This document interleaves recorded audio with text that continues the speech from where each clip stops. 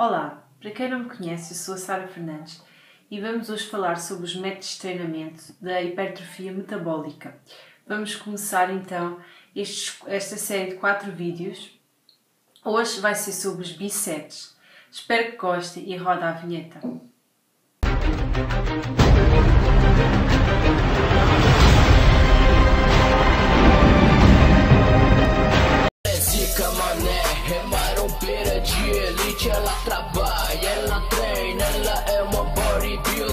Então, voltamos. Vamos falar sobre os bíceps. Portanto, o que são bíceps? São séries de exercícios compostas por 2 exercícios. Por exemplo, realizamos uma série de um e depois seguida de uma série de outro.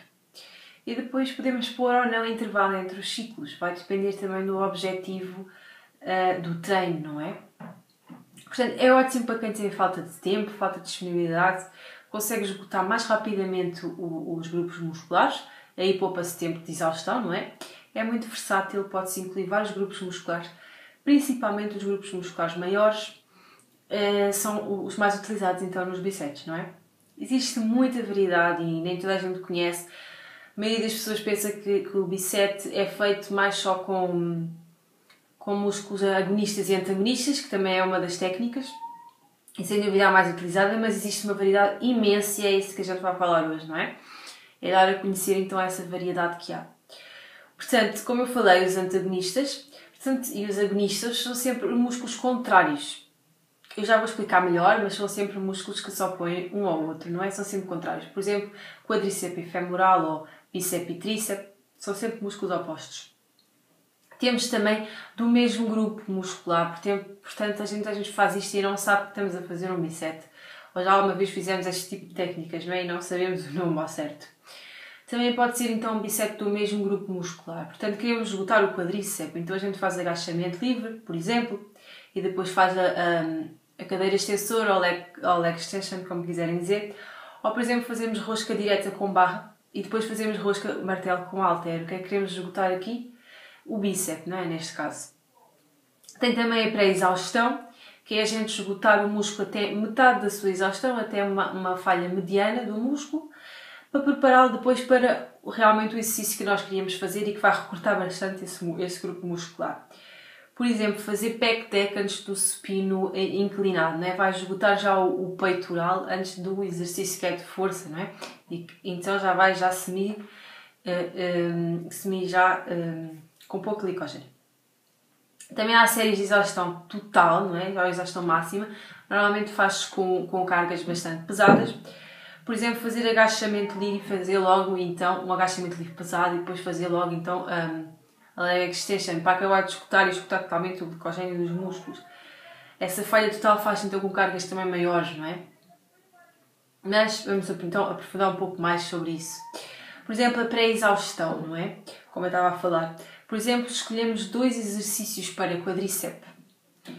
Temos a cadeira extensora e temos o agachamento livre. Então fazemos uma cadeira extensora entre 6 a 10 repetições, é uma média, até uma falha mediana, não é? Depois vamos para o agachamento pesado entre 6 a 10 para acabar de esgotar. Mas temos que ter atenção, portanto, que o quadríceps já vai esgotado e os músculos auxiliares também. Então é melhor que a gente faça então um agachamento numa barra fixa, ou então faça no rack, não é? Que vai haver mais segurança e vai ser mais... porque já que vai haver instabilidade, os grupos musculares já vão estar mais cansados, mais saturados, então para evitar acidentes e lesões, sem dúvida fazer no rack ou fazer uma barra fixa, não é? Já que vamos fazer então um agachamento pesado. Outra técnica é a alternância, portanto, é fazer 2 ciclos diferentes. Portanto, fazer uma primeira etapa de uma pré-exaustão, por exemplo, escolher um grupo muscular como... queremos trabalhar então as pernas, não é? Vamos falar nas pernas. Por exemplo, o posterior de coxa, não é? Então vamos pegar na mesa flexora e no leg press 45 graus. Mesa flexora ou leg curl, como vocês quiserem chamar. Então nessa primeira etapa vamos fazer então esses 2 exercícios. E na segunda etapa a gente vai fazer o contrário. Portanto, se começarmos com a mesa flexora e depois o leg press 45 graus, vamos fazer então o leg press 45 graus e depois a mesa flexora, ou leg curl, não é? E então fazemos o leg press 45 graus, 8 a 10 repetições, mas sem esgotar totalmente, e depois acabamos por esgotar na mesa flexora, não é? Mas com mais repetições, fazemos 10 a 12 repetições. Temos que ter atenção que nesta técnica da alternância, portanto, devemos sempre escolher séries pares para poder repetir as duas etapas de igual forma, não é? Para poder fazer 2 ciclos de um e 2 ciclos do outro. Fazer sempre par, não é? Para poder repetir o ciclo. Damos estímulos novos e também poupamos o tempo de exaustão. Portanto, é uma boa técnica e é bom para incluir nos treinos e fazer variações. Outra técnica é o bisete com músculos antagonistas. Portanto, estes sem dúvida os mais conhecidos. Mas o que é então os músculos agonistas? Os músculos agonistas são aqueles músculos que realizam a ação. Por exemplo, o movimento de levantar algo, não é? Portanto, o bíceps, neste caso, na rosca direta, por exemplo, ele puxa, ele eleva o peso, portanto, ele realiza a ação. Isso é um músculo agonista. O músculo antagonista é o oposto, é aquele que se opõe ao movimento. Portanto, neste caso, ao contrairmos o bíceps, o músculo oposto ao bíceps é o tríceps. É aquele que volta à sua posição normal, assim que é contraído o agonista, portanto, o músculo contrário. Ele vai à posição normal dele. Portanto, ao fazermos isto, estamos a fazer um descanso ativo. O que é isso? Estamos a dar recuperação àquele músculo que acabou de ser fadigado, mas ao mesmo tempo estamos a fadigar outro. Então não há um descanso total do organismo. O organismo não está em descanso. Portanto, isso de certa forma vai levar bastante o metabolismo e a queima das gorduras. Portanto, é uma técnica muito boa, já que estamos a falar então também da hipertrofia metabólica e que se eleva então também de certa forma ao metabolismo, não é? Treino mais resistência, não é? Tem também a fadiga total. Normalmente isto faz-se com treinos mais volumosos. O que é que eu quero dizer com isso? Mais carga, não é? Temos que gastar o máximo de glicogênio muscular para auxiliar no bombeamento de sangue e no transporte de nutrientes aos músculos, não é? E também o metabolismo muscular e acelerar tudo isso, a síntese proteica e tudo mais. Uma fadiga total. Portanto, fazer, por exemplo, uma série pesada de rosca direta, depois, após a exaustão, fazemos então a rosca com os halteres. Vamos esgotar aquele músculo, não é? E fazemos com os halteres. E aí vamos fazer mais repetições, porque vamos fazer uma carga depois mais baixa com os halteres, já que fizemos inicialmente uma carga muito pesada de rosca direta, com barra, não é? E depois vamos fazer com os halteres. Normalmente o mesmo número ou o dobro. Normalmente as pessoas fazem o dobro quando reduzem a carga, não é? Isso é uma fadiga total dos músculos. Outra técnica, por exemplo, é fazer os músculos agonistas e antagonistas e depois os antagonistas novamente. Parece difícil, mas não é. É só um nome que é complicado, mas é bastante fácil de entender. É só prestarem alguma atenção. Por exemplo, vamos escolher exercícios, máquinas que envolvam muitos grupos musculares ao mesmo tempo. Para poder esgotar então o agonista e o antagonista novamente, não é? Então vamos falar, por exemplo, a mesa flexora outra vez e o leg press 45 graus. Temos aí 2 bons exemplos, não é? A mesa flexora, portanto, ela vai trabalhar os músculos semitendinosos, os semitendinilhos, os bíceps de coxa, os glúteos e alguns músculos auxiliares, como o piriforme e o quadrado femoral. Depois, na leg press 45 graus, todos esses músculos que a gente trabalhou na mesa flexora, ou leg curl, vão ser trabalhados também na leg press 45 graus. Mas a parte, vai ser trabalhada a parte posterior e a parte anterior da coxa, como o vasto medial, o vasto lateral e o vasto intermédio vão ser trabalhados também. Então o que é que vai acontecer? Se nós já escutarmos na primeira fase esses músculos, a gente vai voltar a escutar numa segunda fase, não é? E ainda envolvemos outros grupos musculares novos. Portanto, é um trabalho muito completo. Então há uma pré-exaustão e uma exaustão total do antagonista. Portanto, é bastante completo, não é? Esgota mesmo os grupos musculares. Outra técnica é o bisete pré-exaustivo de músculos auxiliares. O que são músculos auxiliares? Músculos auxiliares, ou também chamados de músculos sinérgicos, portanto, são aqueles que não se opõem ao movimento, que também não são o agente principal do movimento, não é? Mas que auxiliam bastante no movimento. Estão lá presentes de forma direta ou indiretamente, auxiliam. Por exemplo, os posteriores de coxa, quando a gente faz um agachamento, não são os principais agentes, mas eles ajudam bastante. Pelo menos no agachamento até 90 graus. O agachamento abaixo de 90 vai recortar mais então o glúteo, não é?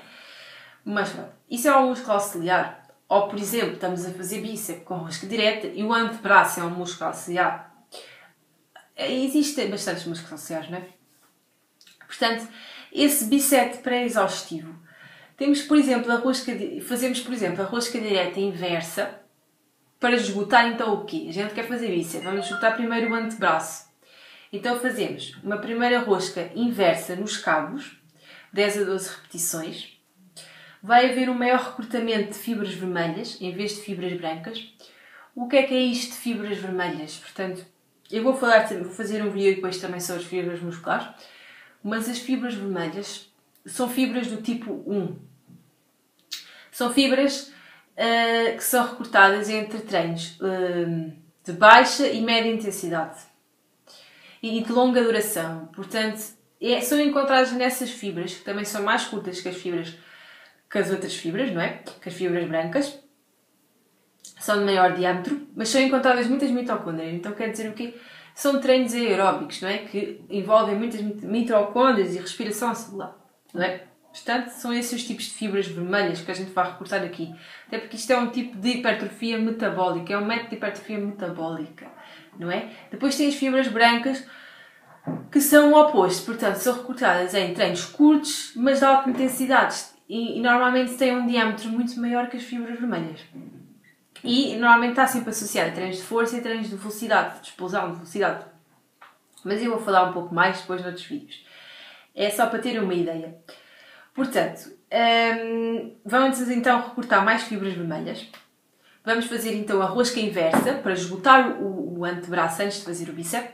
E fazemos no cabo porquê? Porque o cabo vai evitar rompos. Vai evitar que a gente faça inclinações ou que a gente utilize outros grupos musculares para buscar força e para conseguir fazer o movimento, não é? Portanto, isolamos mais. E depois, de certa forma, é um trabalho muito localizado e não esgota tanto o bíceps. Portanto, não tem tanto impacto no bíceps. Mas vai mais ao ponto que a gente quer, que é fazer uma pré-exaustão do auxiliar, do antebraço. E depois vamos para a rosca direta com barra e aí já fazemos 6 a 8 repetições já bem pesadas. E já vamos com o antebraço desgastado. Então vamos recortar mais, vamos isolar mais o bíceps. Portanto, conseguimos fazer um isolamento melhor.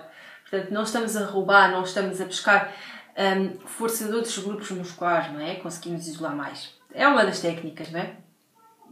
Normalmente dá pouco descanso entre estas séries, porque tanto o antebraço como o bíceps recuperam com muita facilidade. Portanto, devido às suas características das fibras, não é? Devido às suas mitocôndrias e isso tudo mais, eles conseguem recuperar rápido. Portanto, concluindo, os bíceps são muito conhecidos, têm muitas técnicas, nem toda a gente conhece esta variedade imensa, ou alguma vez já realizou e nem sabe do que se trata, não é? É bom introduzir e fazer variações no treino, dar estímulos novos para poder também ver o corpo evoluir. Então, este foi o primeiro vídeo desta série de 4 vídeos que eu vou fazer sobre alguns métodos de treinamento de hipertrofia metabólica. Espero que tenham gostado. Se gostaram, metam um gosto e inscrevam-se no canal para terem acesso a todos os vídeos que aí venham. Então é tudo. Até ao próximo vídeo.